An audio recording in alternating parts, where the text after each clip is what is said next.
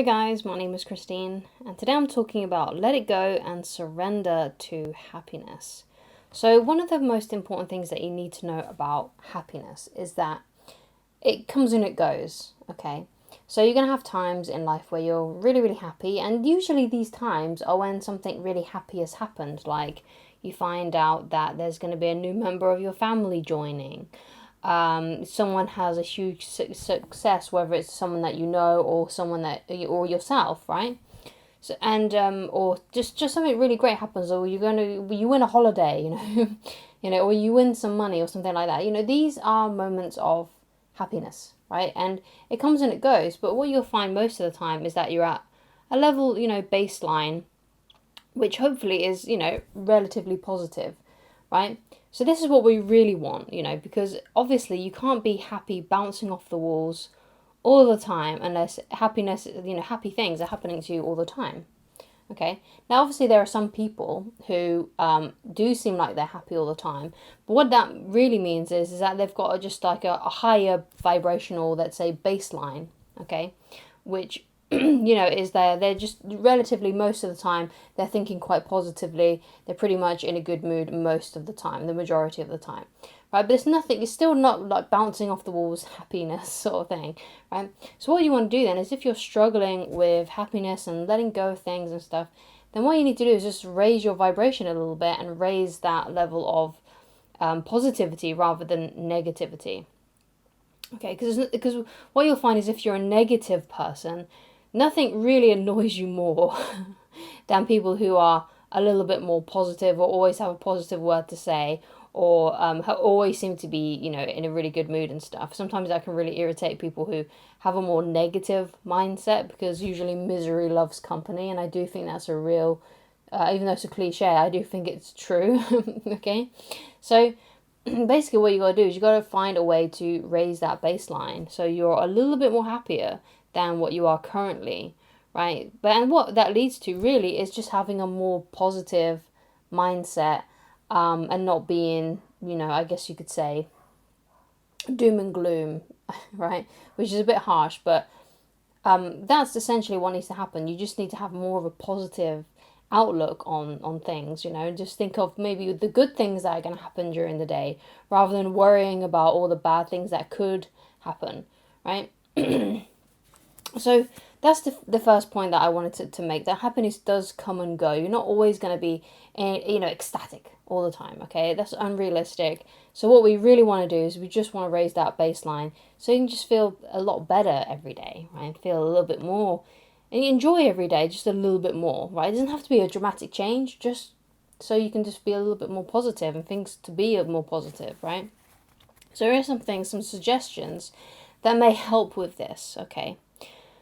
So one of the things is to stop clinging to the past, because sometimes people can struggle with being positive and having these having that higher baseline, basically, and they're always in a sort of lower negative vibration where they're kind of thinking not nice things all the time, or they're worrying about certain things. So one of the things that does that is if you're clinging to the past, right? So if you're thinking back on past hurts where you've been wronged, you're thinking back on arguments that you've had with people. So what really needs to happen here is that you need to let go of the past and live more in the moment and the present day, and think of, basically have more forward thinking of how you can improve your life now, right? Because you can't do anything about the past at all, right? You can't change it. It's done. It's over with, right? So the best thing to do is to try and put a positive spin on the past, right? So think about the things that have happened to you that perhaps were negative or horrible, and just try and find like maybe that silver lining that perhaps led you to something. So for example, for me, like all of the things that have happened to me that have been really bad turned out to actually lead to really positive things, right? Even things that weren't that great, things that weren't so like, really dramatic bad. Those things still led to pretty good things, right? Okay, because I'm quite happy right now with my life, and if I hadn't had those certain set of experiences in the past, then I wouldn't be where I am today, and I wouldn't have learnt the things that I wanted today, right? So one of the things that I struggled with was negative thoughts, right?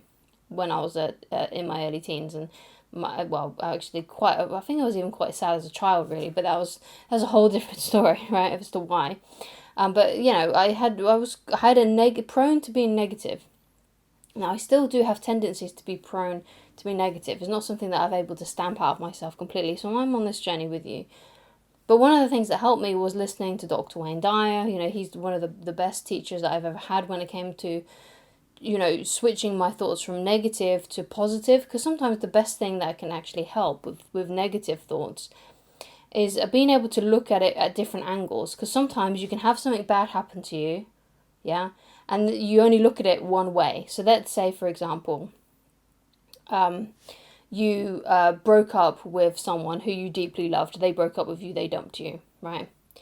Now you can see that and think of, oh yeah, it's because I'm unlovable, I'm messed up, I'm terrible, whatever it may be, whatever you assign to that, okay? And you might be looking at it through that lens and only looking at it through that lens. Whereas if you look at it at different ways, like it could be that they, maybe it just wasn't meant to be, right? And no matter what you could have done, it still was going to end no matter what, okay? So let's say it was like divine intervention, right? Or perhaps it was just that you guys just weren't compatible. Because if you were compatible, then obviously you would have stayed together, right? Or maybe it was because they were going through something and they just didn't want to be in the relationship anymore, and it was all down to them, right? Because, if they dumped you, then you can't really control that. You can't control what the other person decides to do. If they want to leave you, there's not really much you can do about that, right? So you can see it as something that was just completely out of your hands. But as you can see, you can look at it at different angles, and what it does is that it makes the situation less intense. Because if you're looking at it through one angle, and it's because, oh yeah, they dumped me because I'm unlovable, right? That doesn't leave any room, basically, to grow, to change from it, because there's no positive aspect in there. Whereas if it was just something that was meant to be, and it was going to happen anyway, regardless, or it was because of their choice to leave, right, then it was out of your hands and there was nothing you could have done anyway. So it's like, well, you can let go of it, right, because it was their idea, right, and there's nothing you could do. So if you look at it through different lenses and look at it at different angles, the same situation, what it will do is it will make the situation feel less intense, right? Especially if you can write like a whole list of reasons as to why that breakup could have happened, right? So that's an example, okay? That's how you can stop clinging to the past so much. You can look at these different situations that have hurt you, right? And look at them from all different kinds of angles to see, that actually really there's so much that it could have been, right? And what that does is it makes it less intense and you feel less negative. You don't feel as negative towards the situation, okay? So another thing that you need to do is let go of your story, because there are so many people walking through the world right now, and I know a few people who do this, and they have this victim story, okay? That they've been hard done by, and that's the reason why they can't progress in life, okay? Because all of these things have happened. Now, of course, tragedy, horrible things happen to human beings. That's just something that we just have to live with as human beings. But that's the positive aspect, right? Because everyone has things happen to them that aren't great, right? It's just something that just happens to every human being. Every human being life will be tinged with tragedy, sadness. But it goes by, like the William Blake poem, man was meant for joy and woe. Joy and woe. That's just the life experience. We have joys, we have woes. That's just happened. That's just life, right? But there are some people who cling on to these woes and they decide that's the reason why they can never experience joy again, or that's why they're hard done by. That's why they can't progress in life. Okay, but someone else, right, has probably had the same set of experiences. Someone may have even had worse experiences. Okay. Now that doesn't take away from the hurt that you feel and the sadness that you feel about those circumstances. Of course not. But you're not alone in that journey, and there are some people who have gone through worse and they've came out the other side happy and they've learned how to transform their lives. And if other people can do it, then you can too. Now, if you want to cling to your story and you want to stay a victim, then fine. But if you're watching a video about happiness and how to become more happy and to basically raise that negative baseline to something that's more positive within yourself, then what you need to understand is that it's really important that you let go of this victimhood mentality, right? And realize that you need to be more forward thinking, which leads me into my next point, is that if you want to become more happy, then think about how great your future could be and write down some goals for yourself on how to make that a reality, right? So really do that. Really think about, like, okay, so what would I ideally like my life to look like, right? What if I could have it any way I want it, right? If I could have it any way I want it, and say let's say 5 years time, how would what would I do? What would I be doing? How would I be spending my time? What would my career look like? What would my finances look like? What would my body look like? What kind of relationship would I be in, if that's something you're searching for? Right? What would my friendships be like? What would my relationships be like with my family? What would my overall lifestyle be? Okay? And what you do is you write down a few goals, and then you work towards them every day. Because that's how you achieve it, right? You can't just sit around and dream and hope these things are going to happen. You have to participate in your own rescue. Okay? So that means you have to take action on these things. Okay? You can still pray for them. You can still meditate on them. You can still visualize them. All those wonderful things, right? All those things that feel really good. But also you have to take action on them too. And that's really important. You have to take action on trying to make your life better. Okay? So that you can feel more happiness. So then you won't have to feel so negative all the time. But I do highly recommend that you go and check out Dr. Wayne Dyer if you haven't done so already. Please go and check out his lectures. There's loads of them for free on YouTube. And he hopefully will have the same effect on you as he did on me, on changing that more negative mindset to something more positive. Now, if you have chronic negativity, right, and you feel really low all of the time, then obviously your first port of call before you do any of these things, it should be talking to a doctor about it, a psychotherapist, a counsellor, to try and help you. Because if you're going through something, if you feel like that all the time, then that's not normal, and you need to get help. Okay, so I'm not a doctor, I'm just a YouTuber, right?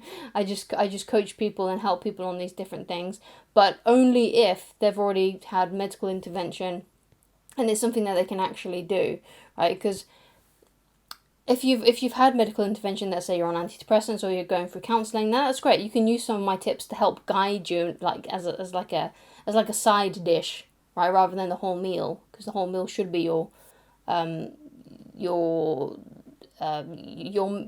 relationship with your doctor and anything that you need to take for your depression, anxiety, whatever it may be. Okay, so it's very important that you do that first. Okay, and use these as like little things that may help you, that may pull you along, right? Because as a coach, I can only go from my own experience, okay, of things that have helped me, okay? I can't make you healthy. That's what a doctor's for, okay? So thank you so much for watching. If you'd like to get in touch with me personally and you would like coaching with me, then please go to www.christineloveridge.com and I shall talk to you again very soon. Goodbye.